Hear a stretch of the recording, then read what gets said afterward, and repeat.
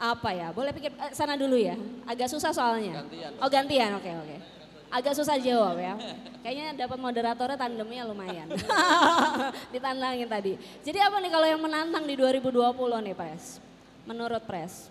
Tantangannya mungkin seperti tadi ya, karena dunia digital itu sudah sedemikian masif gitu. Jadi masing-masing orang punya kemampuan yang sama gitu. Saya pernah membaca buku di 2010 tentang flat world kalau nggak salah, yang menjelaskan bahwasanya nanti pada suatu saat tidak ada lagi perusahaan yang memonopoli. Jadi kalau sekarang banyak perusahaan-perusahaan besar gitu, Microsoft, Apple dan macam masih mendominasi, nantinya nggak ada lagi perusahaan-perusahaan seperti ini. Karena perusahaan-perusahaan yang kecil di bawah itu pada naik ke level tengah, yang atas pun juga mungkin akan semakin ke tengah gitu kan.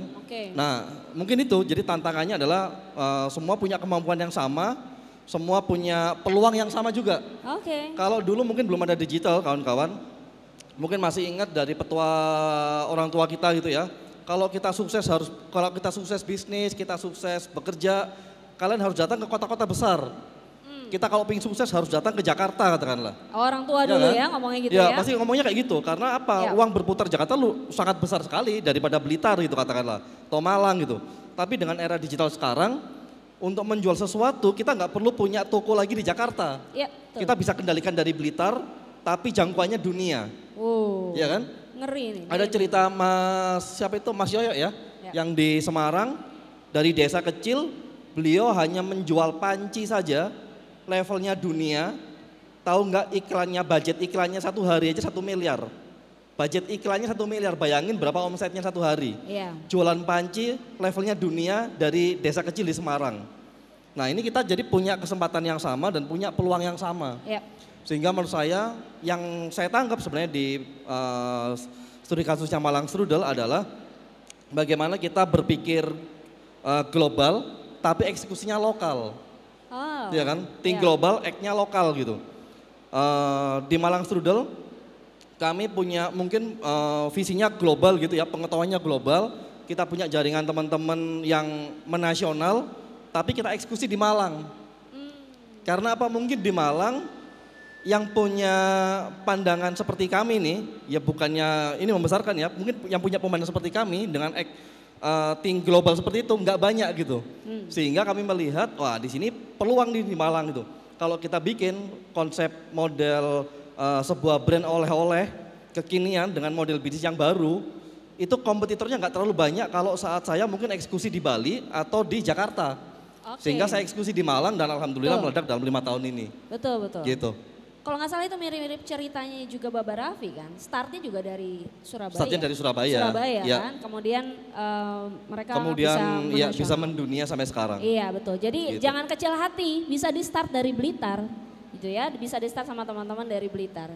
Mungkin kalau Pak Emer ada pandangan lain, tantangannya apa nih 2020? Ya, tantangannya bener, dulu saya sempat diskusi sama Mas Iwo juga yang pakar marketing, itu udah 2 tahun lalu lah ya. Saya menyebutnya divergence ekonomi ya.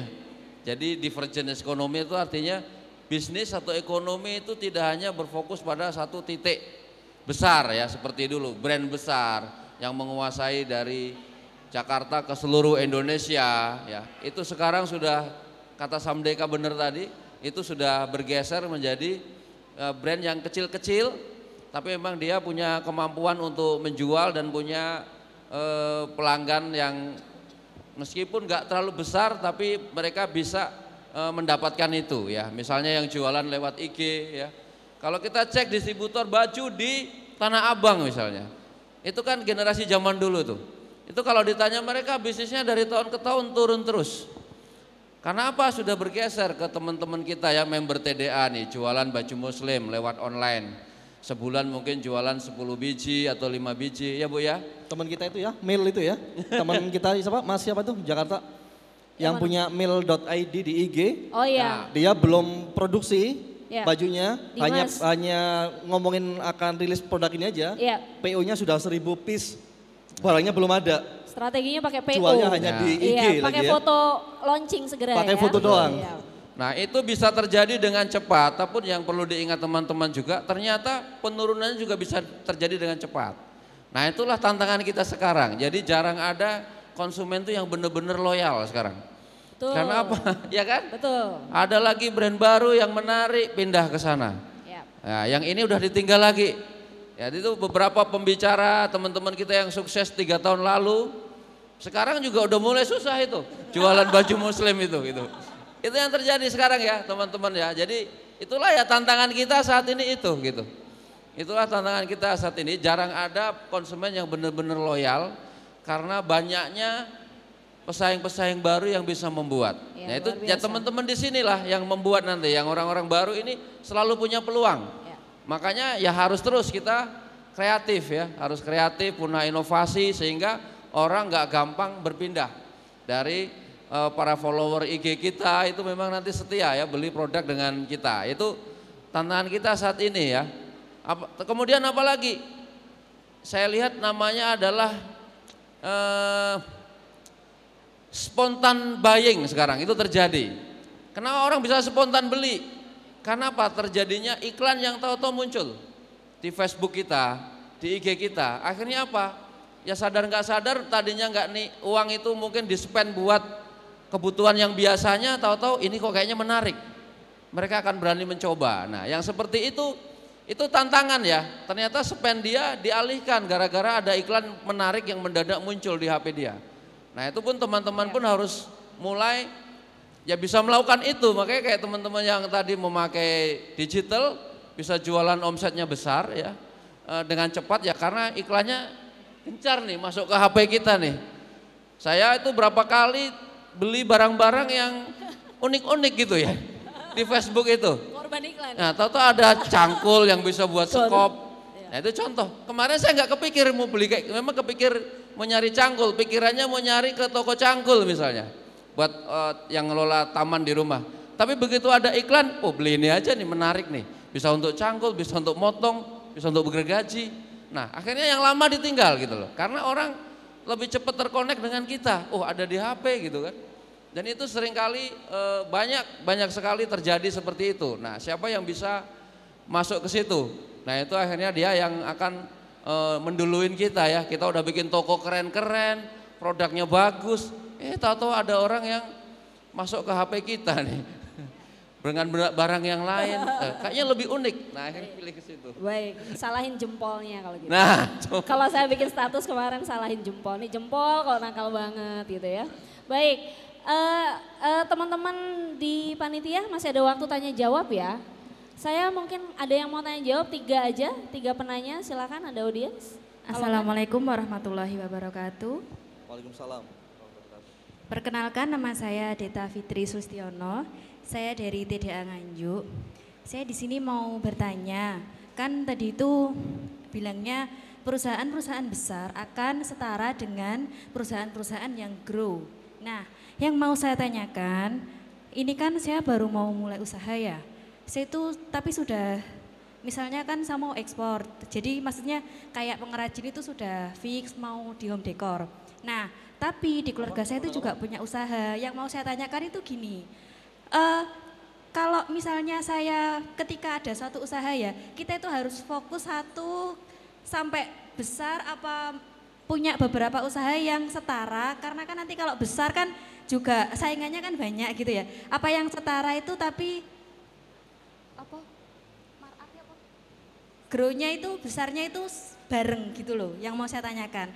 Karena kan nanti kalau mau fokus satu misalnya kan kalau sudah besar ya, itu kan nanti juga banyak pesaing. Nah, apa punya 3 usaha cuman dia grow-nya bareng sama gitu. Gimana?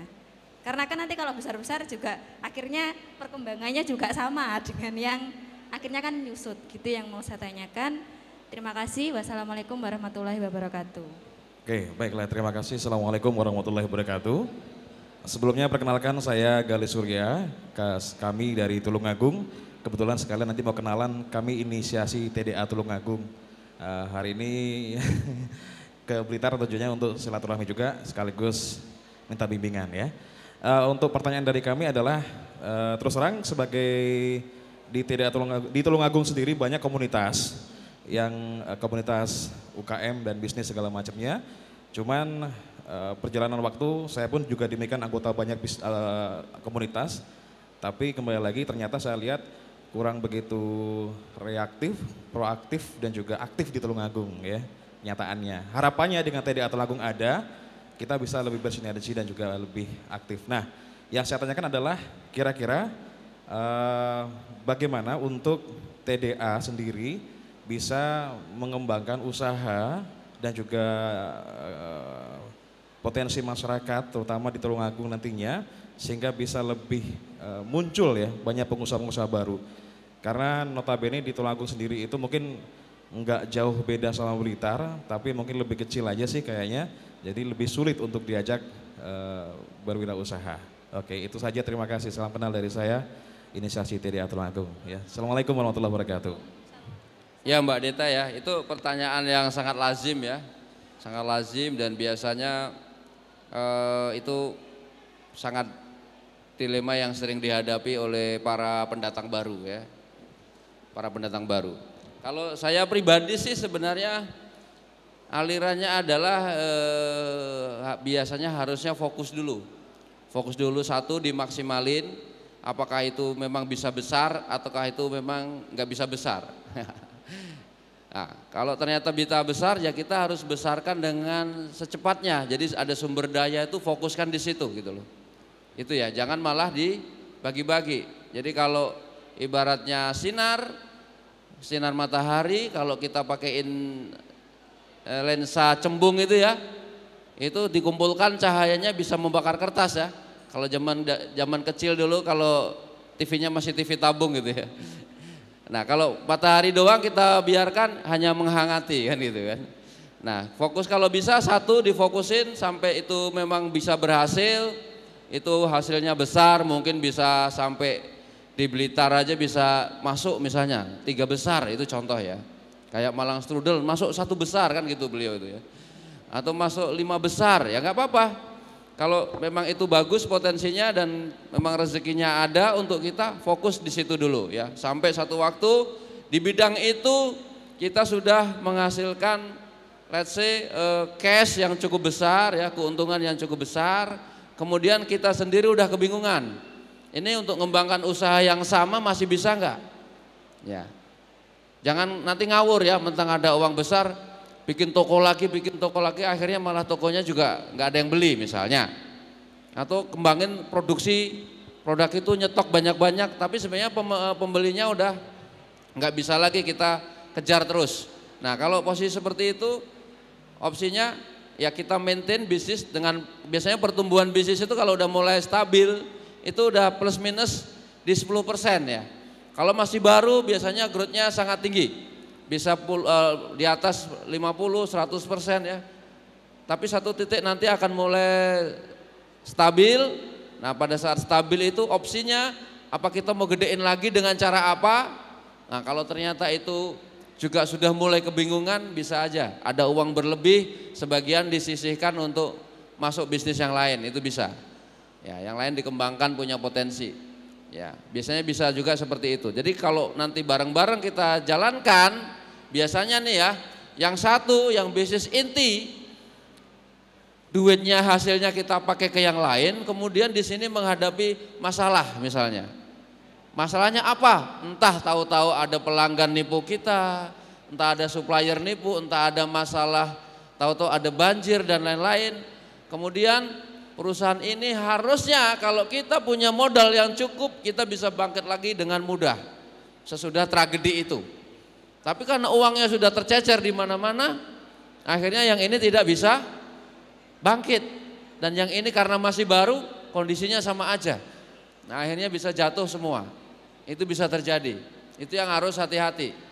Ya, itu ada sebenarnya ada materi khusus ya, cara ngelola keuangan, kemudian disisihkan berapa, nanti kapan waktunya misalnya. Seperti saya pribadi fokus di dunia plastik itu kira-kira sampai 7 tahunan. Nah karena itu bisnis ada yang kongsi ya, kalau bisnis kongsi itu ada repotnya ya. Yang satu pengennya mau gedein terus, yang satu mau nikmati misalnya. Ya udah yang mau nikmati mau kita ikut nikmatin. Hasil yang harusnya kita nikmatin, ya udah kita pakai untuk buka bisnis yang lain. Kadang ada seperti itu. Ya, itu yang terjadi. Itu kalau bisnis kongsian bisa seperti itu gitu. Tapi kalau itu bisnis sendiri yang kita kelola selama ini bisa kita maksimalkan ya kita maksimalkan gitu ya. Satu titik ada dana lebih, kemudian kita sudah ini kalau saya geber terus kayaknya hasilnya nggak akan maksimal juga. Ya udah bisa aja itu dialihkan ke bisnis yang memang masih punya potensi pertumbuhan yang bagus. Dan pesan saya adalah bisnis baru yang kita buat itu harusnya yang pertama kita masih punya keahlian. Misalnya bisnis fashion.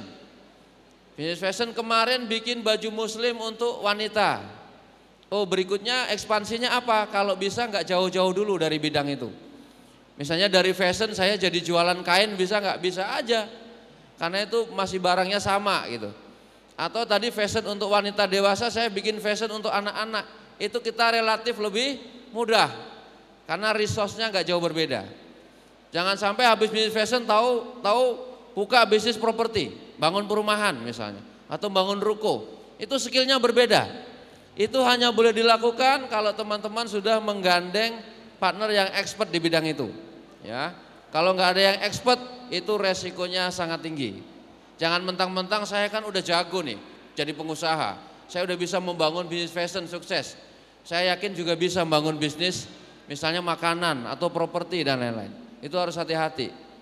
Itu harus ada kombinasi orang-orang yang expert di bidang itu baru kita ajak kerjasama. Itu kalau saran dari saya karena saya dulu bidang plastik kemudian saya masuk properti juga, masuk end product macam-macam lah. Tapi biasanya ketika saya masuk bidang baru itu saya kerjasama dengan yang ahli di situ. Sehingga apa? Resikonya bisa diminimalisir. Makanya itu sesuai dengan tema Presiden Doni Kres Samdeka ini 6.0 adalah kolaborasi ya. Ya beliau pasti udah bertema itu karena beliau udah merasakan makin lama butuh kolaborasi. Apalagi makin kita duitnya banyak gitu ya. Duit banyak tapi juga makin umur kita nggak bisa lagi manage bisnis terus-terusan. Kita pengen masuk kaum rebahan katanya. Otomatis kita harus gandeng generasi muda yang punya expertise, punya semangat tinggi, punya pengalaman di bidang itu, ayo kita kerjasama. Itu contoh strategi yang bisa kita jalankan. Itu aja ya dari saya ya. Oke. Siap.